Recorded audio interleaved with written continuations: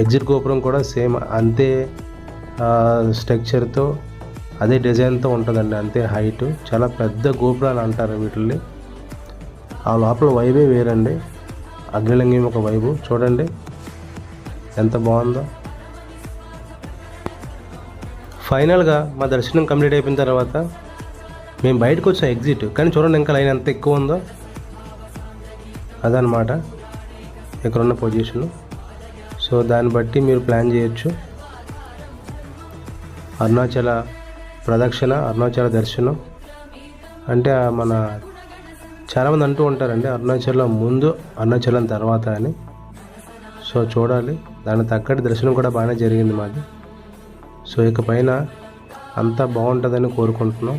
అందరూ బాగుండాలి, అందులో మనం ఉండాలి. అరుణాచల శివ, అరుణాచల శివ, అరుణాచల శివ. ఓం నమః శివాయ.